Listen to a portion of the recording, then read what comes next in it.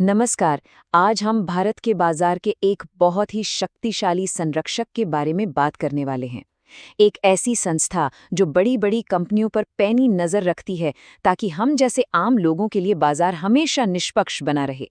और हाँ, ये संस्था हाल ही में काफी ज्यादा चर्चा में रही है। तो चलिए जानते हैं कि आखिर ये है क्या और ये हमारे लिए इतनी जरूरी क्यों है। हम सब अपनी रोजमर्रा की जिंदगी में गूगल, फेसबुक और एप्पल जैसी बड़ी-बड़ी टेक कंपनियों का इस्तेमाल करते हैं। पर क्या कभी हमने ये सोचा है कि इस बात को कौन पक्का करता है कि ये कंपनियां अपनी पावर का, अपनी ताकत का कोई गलत इस्तेमाल न करें? आज हम इसी बड़े सवाल का जवाब ढूंढेंगे। तो देखिए, हाल ही में हुआ ये है कि वित्त मामलों की स्थायी समिति, जिसे अंग्रेजी में स्टैंडिंग कमेटी ऑन फाइनेंस कहते हैं, उसने संसद में एक रिपोर्ट पेश की है। और इस रिपोर्ट का पूरा फोकस इस बात पर है कि भारत का जो मार्केट रेगुलेटर है, यानी कॉम्पिटिशन कमीशन ऑफ इंडिया, जिसे हम शॉर्ट में सीसीआई कहेंगे, उसकी भूमिका आज की इस डिजिटल इकोनॉमी में कैसे बदल रही है। तो चलिए, आज की हमारी इस कहानी के जो मुख्य किरदार हैं उनसे मिलते हैं। ये है कॉम्पिटिशन कमीशन ऑफ इंडिया या सीसीआई। आप इसे बाजार का एक ऐसा गार्डियन या वॉचडॉग समझ सकते हैं जिसका काम ये देखना है कि हर छोटे बड़े व्यापारी को, हर कंपनी को मुकाबला करने का, कॉम्पीट करने का बराबर मौका मिले। तो सीसीआई की नींव कॉम्पिटिशन एक्ट 2002 के साथ रखी गई थी। और देखिए, इसकी स्थापना तो 2003 में ही हो गई थी, लेकिन इसे पूरी तरह से काम करने में, यानी फुली ऑपरेशनल होने में 2009 तक का समय लग गया।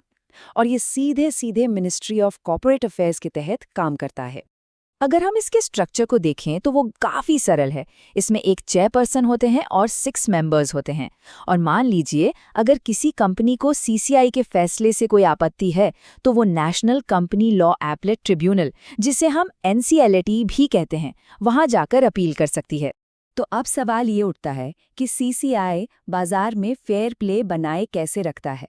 देखिए, इसके लिए उसके पास कुछ बहुत ही पावरफुल टूल्स हैं, जिन्हें हम इसकी 5 की पावर्स कह सकते हैं। चलिए, एक एक करके इन्हें समझते हैं। सीसीआई की जो पहली और सबसे जरूरी शक्ति है, वो है बाजार में ऐसी प्रैक्टिसेस को रोकना जो कंपटीशन को ही खत्म कर दें। इसका एक बहुत अच्छा उदाहरण है उमर जावेद बनाम गूगल का मामला। इस केस में सीसीआई ने गूगल को ये आदेश दिया कि वो ऐप साइड लोडिंग की प्रक्रिया पर किसी भी तरह की रोक न लगाए। अब आप शायद सोच रहे होंगे कि ये साइड लोडिंग आखिर है क्या। देखिए, आसान शब्दों में इसका मतलब ये है कि आप ऑफिशियल ऐप स्टोर के अलावा किसी और सोर्स से भी अपने फ़ोन में कोई भी ऐप इंस्टॉल कर सकें। ये हम जैसे कंज्यूमर्स को ज़्यादा आज़ादी और ज़्यादा चॉइसेस देता है। सीसीआई की दूसरी बड़ी शक्ति है हम जैसे कंज्यूमर्स के हितों की रक्षा करना। इसका एक बहुत बड़ा उदाहरण तब देखने को मिला जब सीसीआई ने मेटा पर व्हाट्सएप यूजर्स के डेटा का गलत इस्तेमाल करने के लिए भारी जुर्माना लगाया था। ये कदम हमारे पर्सनल डेटा की सुरक्षा के लिए बहुत ही जरूरी था। सीसीआई के पास किसी भी कंपनी के खिलाफ जांच शुरू करने का पूरा अधिकार है। जैसे गूगल सर्च बायस मामले को ही ले लीजिए। सीसीआई ने पाया कि गूगल अपने ही प्रोडक्ट्स को प्रमोट करने के लिए सर्च रिजल्ट्स के साथ छेड़छाड़ कर रहा था, और इसी वजह से उस पर 135 करोड़ रुपए का भारी जुर्माना लगाया गया। जब दो बहुत बड़ी कंपनियां आपस में मिलती हैं, तो सीसीआई इस बात को पक्का करता है कि इससे बाजार में किसी एक कंपनी की मोनोपोली न बन जाए। उदाहरण के लिए, जब वॉलमार्ट और फ्लिपकार्ट की डील हुई थी, तो सीसीआई ने उसे मंजूरी देने से पहले बाजार पर इसके असर की बहुत गहराई से जांच की थी। आज की जो डिजिटल दुनिया है, वो अपने साथ नई नई चुनौतियां लेकर आती है।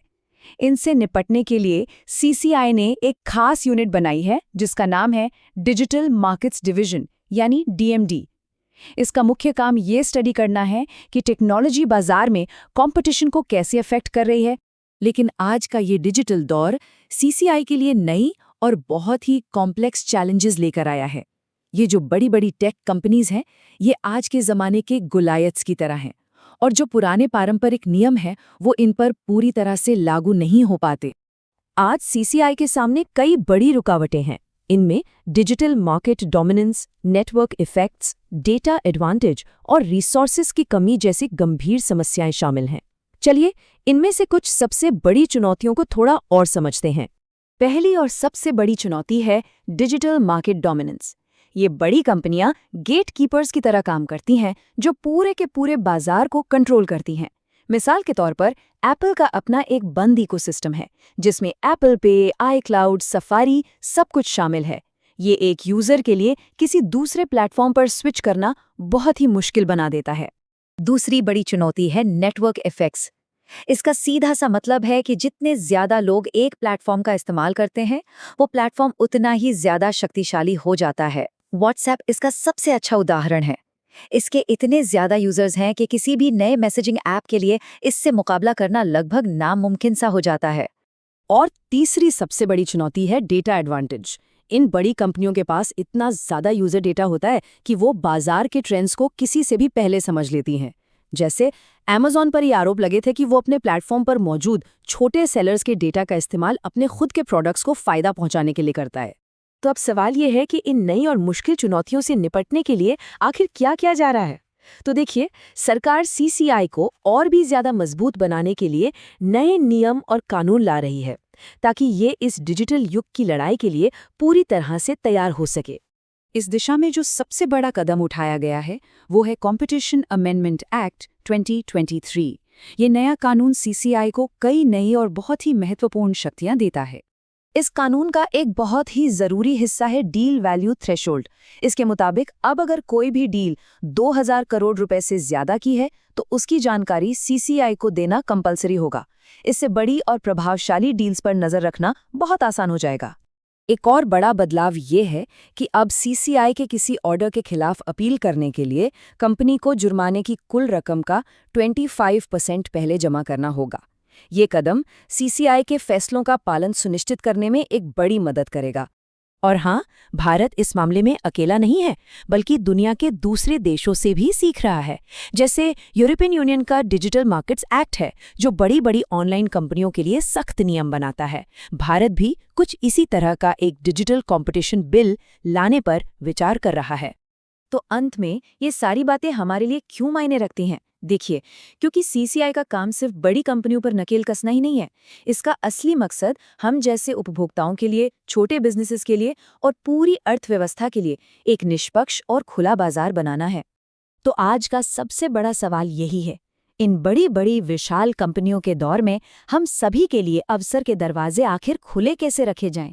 CCI इसी सवाल का जवाब खोजने की दिशा में एक बहुत ही महत्वपूर्ण कड़ी है, जो ये सुनिश्चित करता है कि बाजार में हर किसी को आगे बढ़ने का एक बराबर मौका मिले। Thank you for watching this video. अगर ये वीडियो आपको पसंद आया हो तो लाइक जरूर करें, शेयर करें उन दोस्तों के साथ जिन्हें UPSC, लॉ या जनरल नॉलेज की तैयारी करनी है। और हाँ, सब्सक्राइब करें। आप अपने सुझाव या सवाल नीचे कमेंट में लिख सकते हैं। UPSC एंड कॉम्पिटिटिव एग्जाम की गाइडेंस या मेंटरशिप के लिए संपर्क करें। Our contact information is given in description.